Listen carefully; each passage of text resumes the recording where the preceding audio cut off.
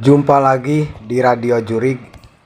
Radio Jurig kali ini mau bercerita misteri kamar mandi sekolah. Cerita ini dikirim oleh Raja yang berada di kota Bandung. Buat yang baru menemukan channel Radio Jurig, alangkah lebih baiknya di-subscribe dan dipijit tombol loncengnya. Terima kasih. Sebelum ke ceritanya, yang cerita di Radio Jurig ini inisial Raja yang berada di kota Bandung.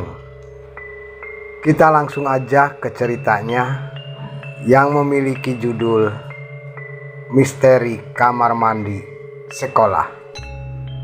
Selamat mendengarkan.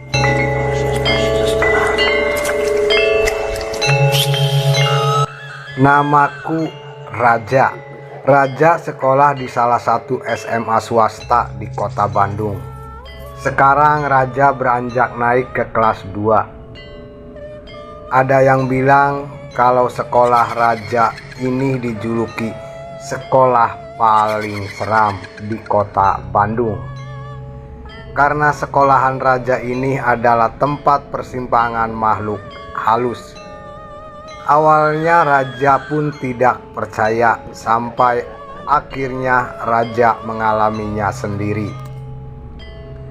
Sekitar jam 5 sore Raja masih latihan basket di lapangan sekolah, karena minggu depan akan ada pertandingan turnamen antara SMA. Jadi sampai saat ini anak-anak basket latihan lebih lama daripada biasanya. Bro, Raja ke kamar mandi dulu ya, kata Raja kepada teman-teman Raja. Raja berjalan tenang melewati lorong kelas yang sudah tampak gelap dan sepi. Setibanya di kamar mandi, Raja gantungkan tas Raja dan mulai mandi. Beberapa saat ketika Raja mandi, tiba-tiba saja lampu kamar mandinya mati. Raja pun berhenti menyiram tubuhnya dan mulai mendekatkan telinganya ke pintu. Dengan harapan Raja tahu siapa orang yang iseng mematikan lampu kamar mandi ini. Beberapa saat Raja terdiam. Ternyata tidak ada suara teman-teman Raja. Raja membuka sedikit pintu kamar mandi untuk melihat keadaan di luar. Dan ternyata keadaan di luar pun sama gelapnya. Raja menutup kembali pintu lalu memakai baju. Raja pikir jika Raja meneruskan mandi sudah tidak kondusif lagi kondisinya. Ketika Raja sudah memakai baju, Raja menggeserkan tubuhnya sedikit ke kanan. Namun kaki Raja menginjak sesuatu. Ini seperti kaki seseorang. Raja mulai mundur beberapa langkah menuju tembok. Dan di dalam kegelapan itu, Raja seperti merasakan ada seseorang bersamanya. Raja segera mengambil tas yang Raja gantungkan di belakang pintu. Namun karena panik, Raja pun terjatuh. Raja mulai membangunkan badannya, meraba-raba mencari tasnya. Tiba-tiba Raja mendengar suara yang sedang bernapas jelas. Bernapasnya pun sangat jelas sekali. Itu bukan suara napas Raja, kata Raja. Embusan napas itu sangat kuat dan badan Raja mulai merinding. Keringat dingin mulai bercucuran di keningnya. Raja ingin segera keluar dari kamar mandi. Raja mencari pegangan pintu yang ada di sisi kirinya. Namun pintu kamar mandinya susah terbuka. Dan dari arah belakang Raja, angin dingin berhembus, seperti meniupi badannya. Suara hembusan napas ini membuatnya sangat takut. Raja memberanikan diri membalikkan tubuhnya, namun tidak ada siapa-siapa. Jantungnya kini semakin berdegap kencang. Raja ingin berteriak memanggil teman-temannya, namun raja tidak bisa. Tubuhnya sekarang menjadi kaku, badannya sama sekali tidak bisa digerakkan. Tiba-tiba ada sesuatu yang bergerak-gerak di atas kepalanya.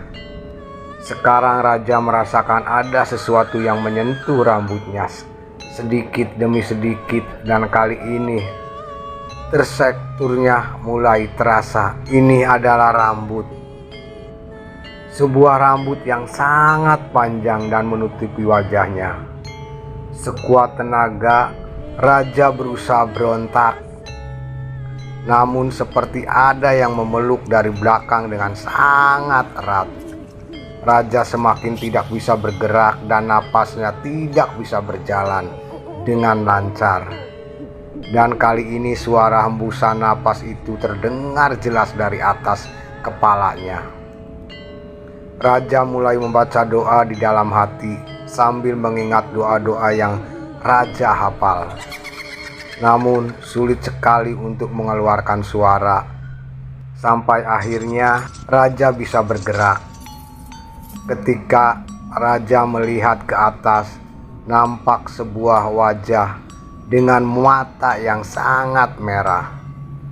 Hanya beberapa detik saja raja melihat sosok itu, dan tidak lama sosok itu menghilang. Badannya yang kaku sudah bisa raja gerakan lagi, dan raja segera berlari keluar dengan kencang. Di depan raja bertemu dengan teman-temannya yang sudah menunggu di pos satpam. Raja segera menceritakan kejadian tadi kepada teman-temannya, dan teman-temannya pada kaget.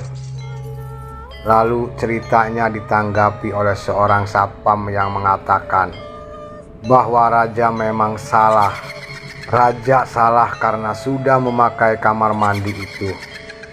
Konon katanya sejak dulu kamar mandi itu memang angker. Makanya setiap malam lampu dimatikan agar tidak ada yang pergi ke sana. Satpam itu lanjut berkata, dia tidak tahu kalau raja lagi ada di kamar sana. Karena saat tadi dia lewat, semua pintu kamar mandi terbuka dan kosong. Aneh, padahal jelas sekali tadi raja ada di dalam salah satu kamar mandi itu. Pada akhirnya ternyata di kamar mandi tersebut ada seorang siswi SMA yang rambutnya panjang meninggal di kamar mandi dengan kehabisan napasnya, ada yang mengunci di luar.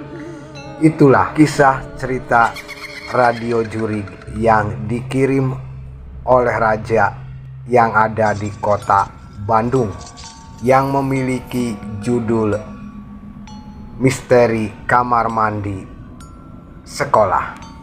Semoga cerita Radio Jurig ini bisa menghibur teman Radio Jurig semuanya.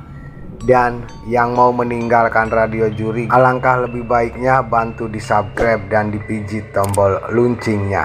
Terima kasih, agar Radio Jurig bisa bercerita yang lebih seram dan lebih seram lagi. Terima kasih yang sudah mendengarkan Radio Jurig.